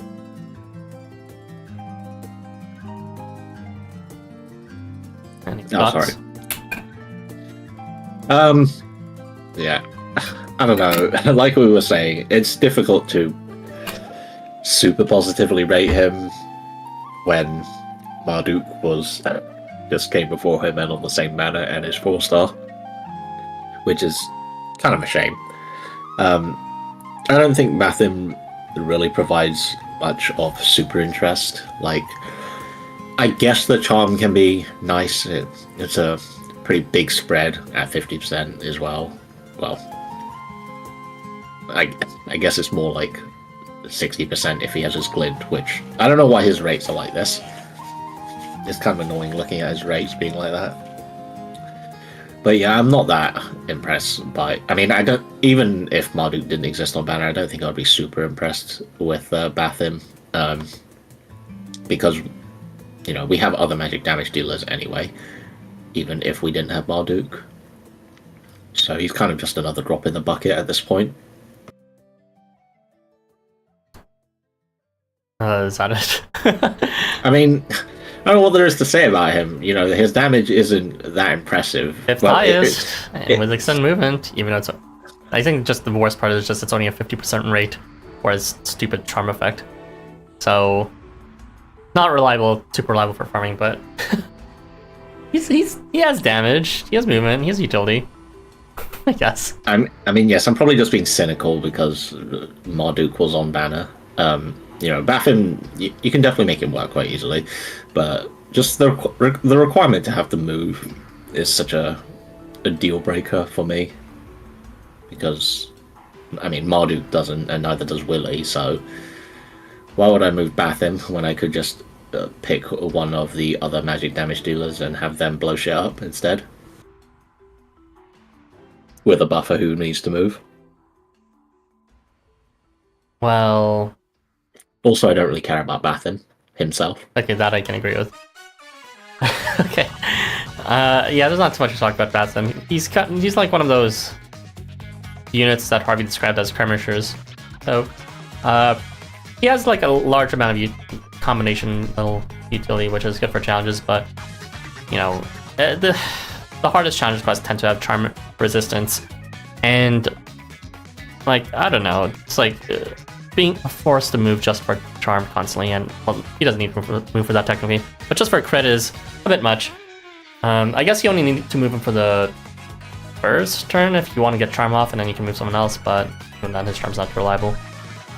Yeah, I don't really know how to feel about him. I have him, but I do think, in very least, I feel better about having him than Wakan Tanka, which we will be talking about next. They should have given him Omni movement. I think someone's saying that in chat right now, actually. That's only restricted to 4 stars that are based like that. I'm sorry. Leonan. He doesn't have like complete movement across the entire board.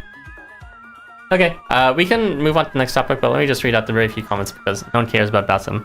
The Bathym stands have disappeared because they don't actually play this game, which is not surprising to me entirely. There are a lot of Bathym stands, but every time I see them in Discord channel, they're like, oh, this person doesn't actually play the game. So, maybe that's cynical of me. You're still gonna see for another time someday. You see. Well, there is anniversary. God, you wish Bathym was more consistent with his rates, but charming an entire board is funny when it actually pops off. He does need help to get everyone to actually be grouped together, but units, as you can see, like Behemoth or even a Boogeyman, can help achieve that for you. Probably should use Boogeyman instead now I think about it. Whatever. Just use Smokey. As I am. Because you do only need that charm on first turn and before you can do some cheesy things in subsequent turns, like I'm doing here. It's so sad that Nomad got so much for a second output, and Bathym is just basic. Well, honestly, Nomad's kind of falling off nowadays too. I know he still gets a lot, and he even has good ARs with his concentration strengthening. Well, it's like, I don't know, there's so many column here type supports now, even like Tongue-Bridge, like seriously, Jesus Christ. Meanwhile, Bathym's sort of a paradigm of being this like pseudo soul carry skirmisher. I guess that's like, in the very least, I gotta say, it is within the spirit of his original kits of being this duelist. Of course, the dueling archetype is kind of shit, but he can do a lot more damage to a lot more units and disrupt the entire board now. And he does still have that sort of spirit of acting on his own to kind of, do flashy moves, aka charming the enemy as he attacks them, and causing massive disruption. But it is very dependent on him, which is very much in line with his type of playstyle from his other kits. Again, it's not necessarily the best kind of playstyle, but it is thematic to his personality. Why couldn't they have given him 2-square movement expansion? We already have Story Neil, Mikhail, and Summer Zhao flying all over the board already. Well, Zhao's cool, and Mikhail's cool. And actually, Mikhail doesn't have particularly extended movement. It's just permanent, I guess, is what you're trying to say. Njarl would be... Yeah, I use Njarl a lot more often because he's fun with his extended movement and his combo. not everyone can mean although. This kid aside, just gotta say you respect Mensuke's decision to drawing Bathym in all these unorthodox poses. It is kind of uncanny to see Bathym right side up, but even more uncanny to see him mewing, that's the uncanniest part. Yeah. Realizing you're the top stand of Bathym who still plays the game is sad. Yeah, I saw you on the lessons, like you're the only one who like level seated what's called Bathym and among all my friends, Lazy Crow. Meanwhile, like you didn't even do it fully, which is like I understand why. He's only like 75 or something out of 70. But like I have like a level 85 Marduk and a level 80 Hakumen on my support. And of course it was gonna be Wakan stand, so it's like Bathym left in the fucking dust. Oh yeah, I was talking about this before, but on my friends list, which just has like random people, I have a few Bathyms and literally none of them are seeded. One of them has like 60 or so attack seeds, and then the only one that has full attack seeds is actually Ara's, and he's not doing it because he's a fan of Bathym, so it's did it for the column clearing. He's also level 1 seeded, so he'll be above everyone else because no one else will seed him. It's very strange because Bathym is one of those characters who people talk about, but I think that's just for the shock factor that he has his ass out. Seriously, every time people talk about him, it's just like, whoa, Housamo is such a gay game. And it's like those people that interface with gay culture but don't actually care about Housamo. It's like, okay, I don't want to associate with this person. Alright, that's enough revealing my disdain for certain categories of people. Maybe you should move on before I expose myself more. We should finally talk about the final topic. So it's going to be covered by Zalgus. It's going to be Wakan Tanka. Go ahead whenever you're ready. So, Wakan is here with yet another 5-star version. That's a whopping 3 5-stars on Wakan. Another if you want to count Wakan Mugen, which would mean he would have 4 5-stars. Very silly. Where's my Walter variant? Fuck this. I hate this character. Do you want another 5-star? I want Walter 5-star. I don't want fucking... No. I don't want that. I mean, I like him. So, Saturday, Wakan's kit largely revolves around his skills that trigger while he has 100 CP and he moves for it. So I'll talk about some of the other stuff first.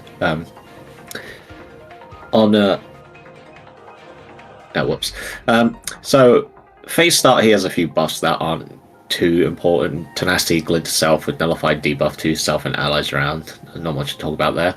He has resistance to only half of the movement disabling effects for some reason, Oppression and Break. So he's not resistant to the 2 statuses that would actually last a significant amount of time, Fear and Paralysis, which is kind of dumb.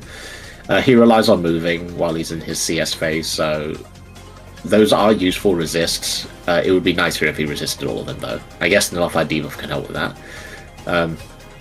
Also, before hitting, gain 8 CP and inflict paralysis. Unfortunately, these two have pretty bad rates at 70 and 60%, but they're not completely central to his purpose. Although the CP, the CP kind of is central, honestly, and it could have done with being guaranteeable, but never mind, I guess. On move phase end, he inflicts weakness in shot range, which helps amplify his damage, and on turn 1 of each phase, he may move to inflict weakness to the entire enemy board.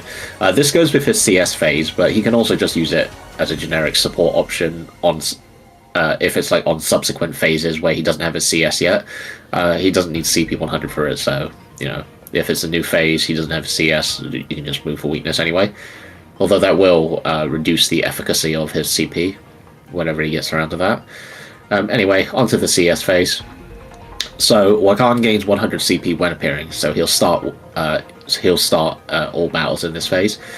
His CS range is none by default, so while in this state he does have access to some of his on-miss abilities, which is on-miss, Ardor to self and allies around, and also paralysis advantage to allies around, which is decent, but the paralysis is kind of weird because it only lasts 1 turn, so he has to miss, and I mean, I guess it goes with his other paralysis infliction, which is on move phase end, if CP is 100, inflict paralysis in a 3x3 in front of him.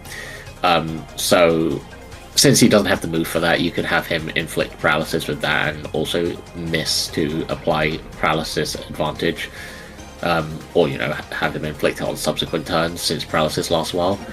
But I don't know, it seems like kind of an awkward buff at only one turn. But anyway, at move, yeah, I already said that. Now when Wakan moves, that's when the cannon goes off, so to speak. When he moves, he changes to all range, and he will also copy all buffs from allies surrounding him, and also gives himself Ardor. So in total, when moving at 100 CP, he will become all range, he will inflict weakness on the entire board, if it's on turn 1, and apply paralysis in a 3x3 range in front, and also give himself Ardor, and also copy all buffs to allies around him. He then CS's, which grants Arousal, and inflicts Break and a minor heal. So at base, without copying buffs from allies, this inflicts 23k damage. It's a decent base amount of damage, but it's not too impressive. Especially not when you have to consider that he has to keep building back up his CS, which isn't the most guaranteeable thing with only 70% CP gain on hit. For comparison, Oscar is able to deal 14.9k damage on turn 1, because that's while he has his crit. And for another comparison to a turn 1 CSer, Perun deals 22k or 45k if he moves. So Wakan's CS damage is definitely not breaking any ceilings. In theory, the copy all buffs could amplify his damage to really high levels, but it's questionable if that's really worth all the trouble when you could put that effort into amping Oscar instead, who has constant all range, or do other all range CSs who probably have higher potential damage. Because Wakan has to move to actually all range CS, that restricts who you can pair him with. As mentioned before, it seems like the idea is to pair him with Marduk on this banner to copy all of Marduk's buffs because they're all mutually exclusive, or unique to each other rather, and then have him do a big fat CS with all of Marduk's buffs. But I don't know if I really believe in the usefulness of a CS that big these days, because these days it's not too hard to reach a threshold to kill without packing all your power into a one-time CS. You can just as easily do it with either Oscar or a series of 2 or 3 other CSs. So I don't really find Wakan that useful. We've had other all-range CSs before, and while the support he provides is decent, weakness to the entire board, paralysis to a pretty large area, I don't think it's really worth, bending it over backwards to build a team around him. So, yeah, I don't know, he's just not very impressive, unfortunately. But, yeah, I don't really have anything else to say about this. Why is the chat moving so fast? Good question. He's... Again, let's emphasize, Rainbow Ticket is coming, he can get Oscar, so why do you want a one-turn board wiper? It's pretty situational if you want a board wiper that can switch into a complicator after, and he doesn't have too much amp to really justify him. It's just Ardor, and he still needs move for it, as well as weakness, which, at least that's reliable. His paralysis isn't reliable though when he's in his complicator form, so I don't know if you actually want to be using Wakan to switch between board wiping and complicating. It's an interesting concept, but if you're board wiping, probably in a large map anyways, I guess it could help you if there's one phase in particular that needs a bit of extra damage on everyone. But then you need to have a pocket unit that will just be your, buff slave that you can copy from. And there's not many. It's Balor, Kengo, now Marduk, I guess.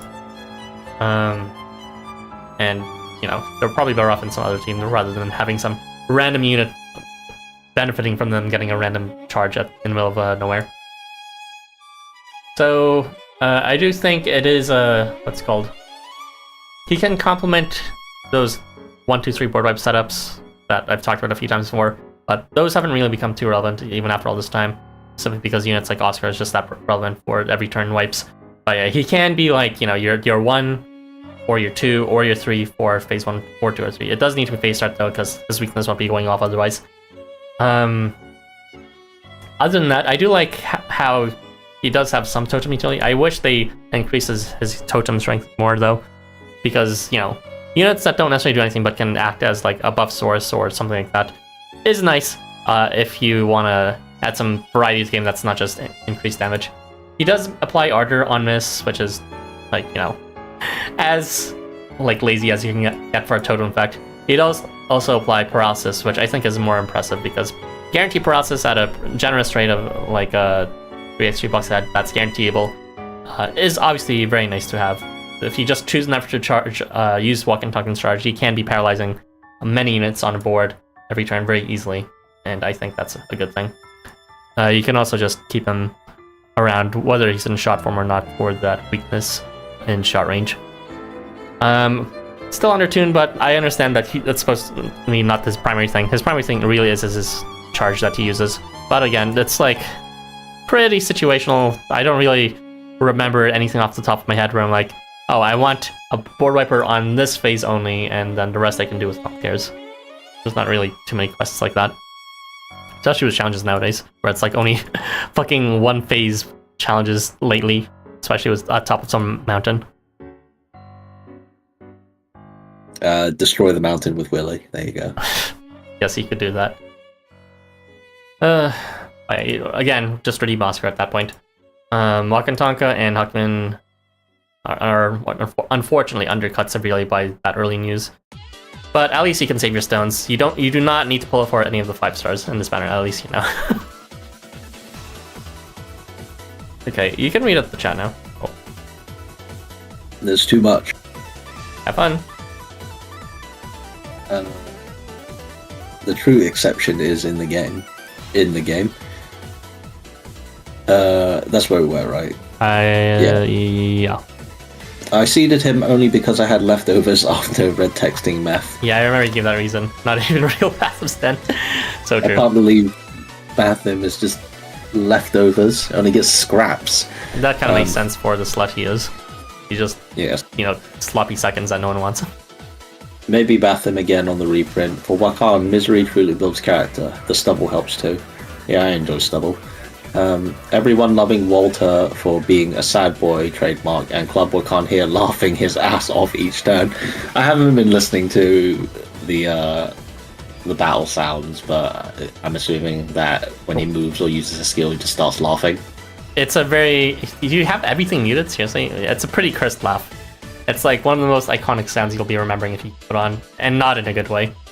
I think I heard it once and thought it was weird, but... The thing is, it's every time he activates his skills, which is like often, so it's like... You're gonna be hearing lots of ha-has in consecutive order. I just have Hakumen know all women's laughing instead. Me, stop smiling. Oh, wait. He would look better without the suit. It does make him look like a car salesman. Yeah, the suit is kind of ugly. He reminds me more of the those NPCs from Yakuza who you can beat up for a ton of money. Me, stop smiling, accept depression. Buff copiers really aren't that valuable beyond copy and crit, because the best buff spreaders, Walter Qinglong, not Xiaolong, Summer Labe, already spread their buffs reliably enough to not need to copy them. He has all 5 stars, ouch. Xiaolong is from Haido Slamao. There's my Walter variant, maybe next year, crying faces. After Tangra, Jamba, I forget the name of the thing. Walter needed it more than Wakan. Yeah, I mean, Wakan already has a 5-star variant, so... Jesus. Yeah. Like, I know it'd be hard to write in Walter variant since Walter technically only showed up in the main story, but like, come on. Who the fuck cares about Wakan? Come on. Give me my Walter. Come on. I mean, plenty of people based on the art I see. Whatever, I don't respect Qing long enough to remember his name. I still find it interesting that Wakan got a new 5-star after Bigfoot's Evo from the previous event. I wonder if there's a correlation. I think he's talking about the chapter 14 plotline. Well, unfortunately, I don't know enough about Bigfoot's Evo because maybe I memory hold it because it was bad or something, or I just wasn't paying attention to it. There's no Evo, I think he's just talking about his variant.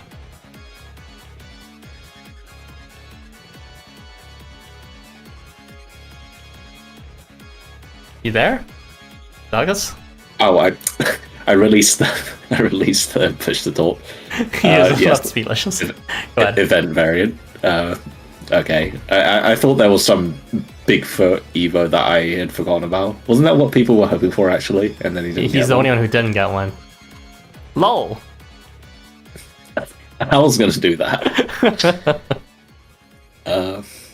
It looks more like he's ready to go to a disco club, lol. It's odd seeing him something so vibrant and not neutral.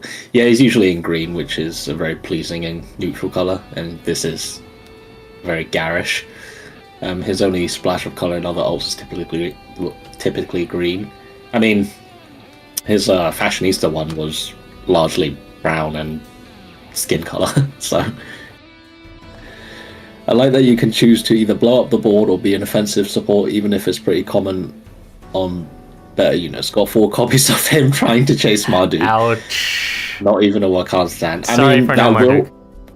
That will make his CS hit very hard, so...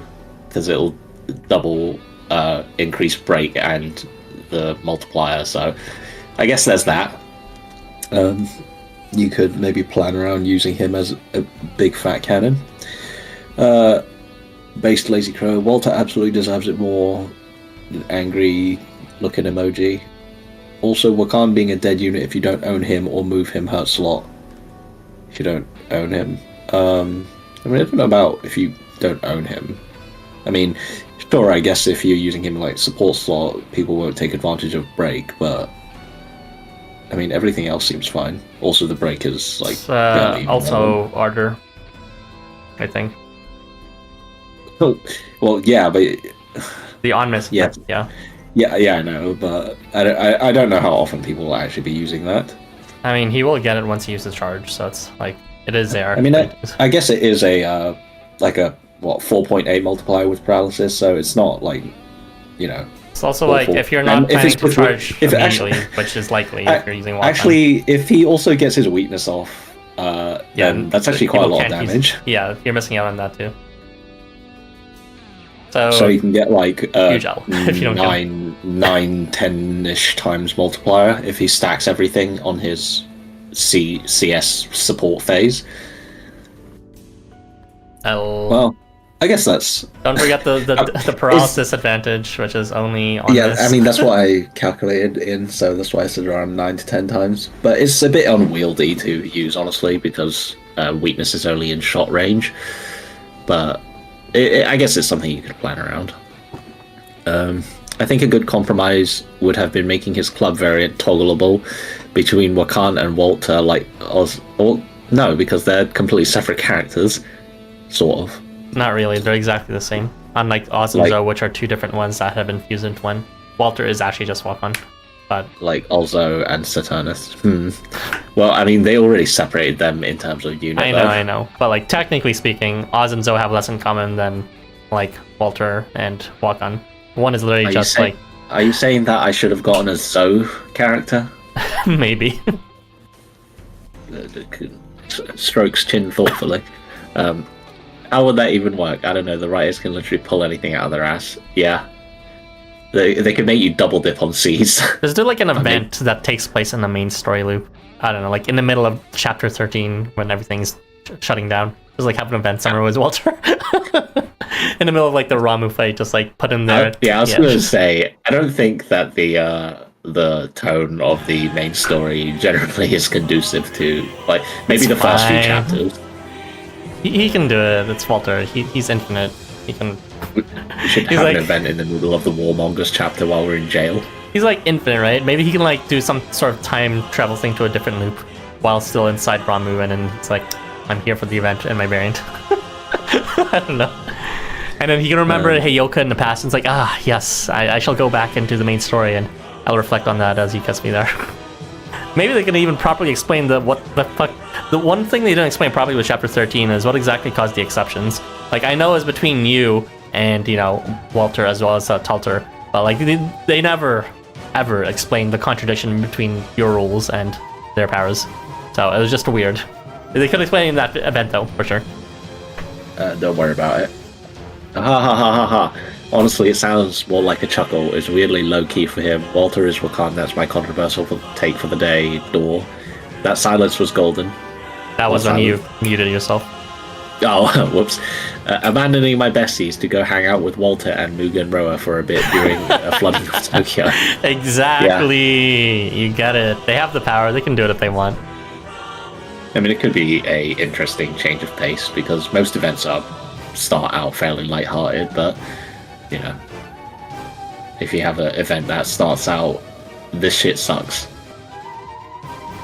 Okay, I think we're done here. Thank you for reading out the entire chat. We can close out the stream now. Let me just switch scenes. Okay. So, actually, let me just reset this bit so I can hear more of the cool music that's good.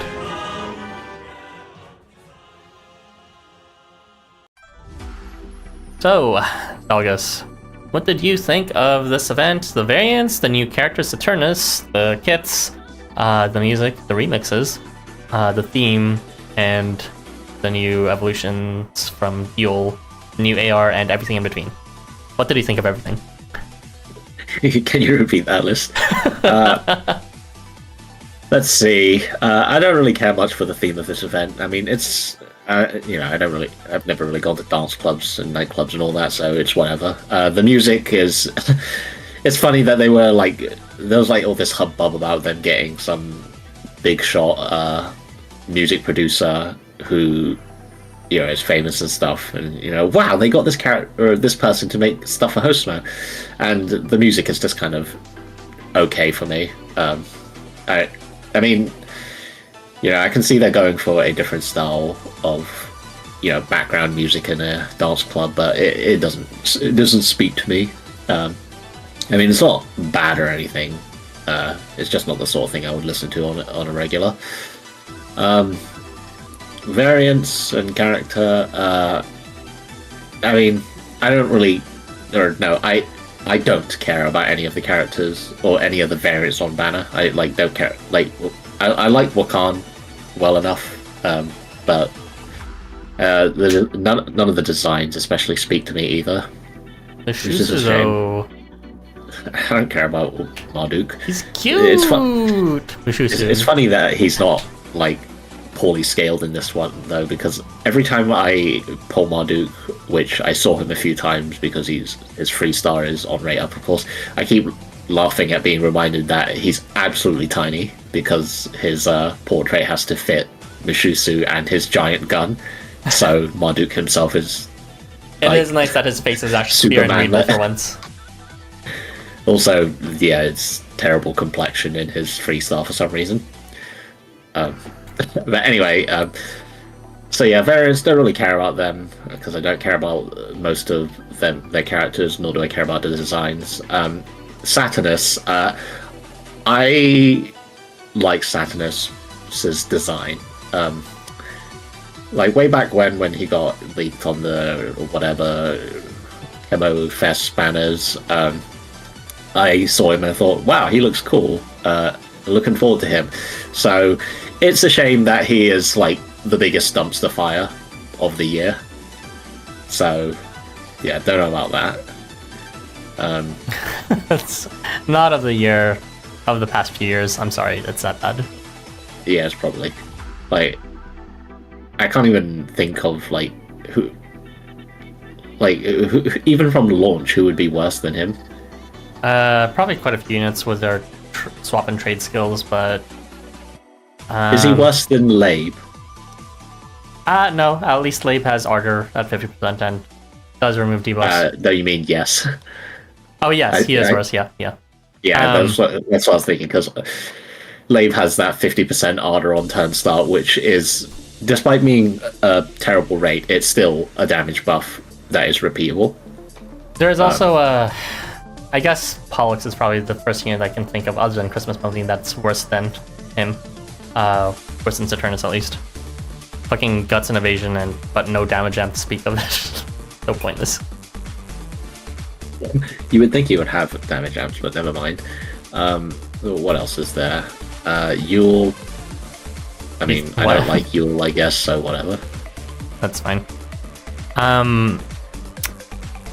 overall for this banner, most of them are not worth playing for, even like the somewhat good ones. I think the only decision the only factor that should guide you for playing this banner or not is going to be Marduk, if you want Marduk or not. And what do you think? Is this banner playing just for Marduk? I mean, if you somehow don't have Summer Andvari yet, which you really should, then I guess pulling for Marduk is a decent idea. Like, I don't want to say he's like future-proof, but considering he's like the third highest, it's, he's a pretty safe bet to pull on. Also, him being 4-star is actually like a decent consideration for purely team cost reasons, because there have been times where I, trying to fit all these 5 stars in, and I simply can't, like, also include whatever buffer. So that is a consideration. But I don't know, it's probably a poor idea to ask me because I'm very frugal with pulling, but if you don't already have a powerful magic damage dealer, then yeah, I'd say Marduk's a good thing to go for. He's only 4-star after all, I say, despite knowing that 4 stars can be just as hard to pull if you're trying to snipe a specific one. Zao effect. Yeah. But yeah, I guess if you don't have Summer Andvari, and if you don't have Willy, and if you find yourself needing a magic damage dealer, then yeah, go for him, I'd say. Yeah, I'm still not entirely sure about my verdict, but look forward to a video review on this for me within the next few days. As for the rainbow picks for the end of November, that will be a separate piece of content I'll be covering, hopefully before the actual transition period, but we'll see. It'll be a thumbnail of a mystery box, and the actual video will only be 5 seconds. Honestly, yeah. Looking at the rainbow list of tickets, there's like part of the reason why I didn't do a rainbow ticket selector earlier is because there's actually not that many people I think are worth getting. There's just like at that point personal preference. Like there's dead, but like how many people really care about dungeons that much that they'll get 5-star dead just for the exact same boost that any other mentor would give, really? Like, I don't know how much, but I got him anyway since I'm an optimizer. But, Oscar exists now, so he's gonna be like the only really must-have unit I'm gonna be recommending among the rainbow picks. There's some other ones I might recommend offhandedly, but nothing that I think is super, super worth it besides Oscar. But yeah, as a final reminder, use your rainbow ticket, stupid. Don't let it expire. It's gonna be done, and then you're gonna cry when they give you another one, but you can't use your old one. So definitely redeem something like 22nd of November is when it expires. So you must pull for someone before that. Yes. What are your personal recommendations, if you remember off the top of your list? Let's see. Well, you already said dead. Yeah. That's obviously for the optimizers among you. If you want, I guess, some of the picks who actually have unique things to go with them, off the top of my head, I would say, like, Bale for buff reversal spread, weakness spread, attack up, defense, and also the rare cases where super effectiveness versus buffs is useful. The one time it's useful. Tindalos is a decent as a damage buffer, and if you need that third turn CS, or if you need that reliably, and honestly, those two are, I guess there's Fushi as well. Yeah, I guess the thing is, I'm not going to recommend any board wide amp anymore like Fushi because Yule exists. It's like, I know they can overlap, but like, come on, you just like use a support at that point. I guess. I mean, what's his face? Tindalos can have up to 3 if he also applies his stigma. Yeah, I mean, they're not bad choices, but it's just like Yule, Jesus Christ, why does Yule exist in this game? Lay because he's Oddspot. Do not be that person that redeems Laban and regrets it. Do not be done. Yeah. Well, of course, there's always the choice of just redeeming someone who you like. Yeah, you can do that.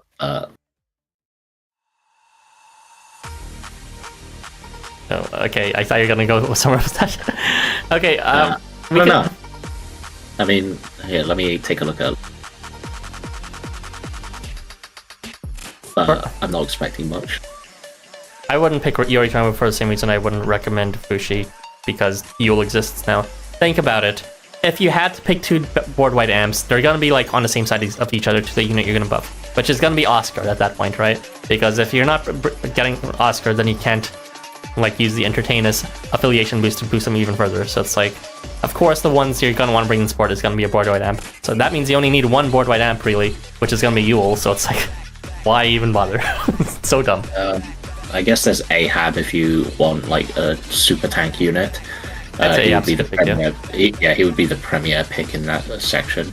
Daikoku is also a decent match at fading in the all-powerful tanking for a bit of statuses and also CP. These are all good choices. I'd probably include this in my video.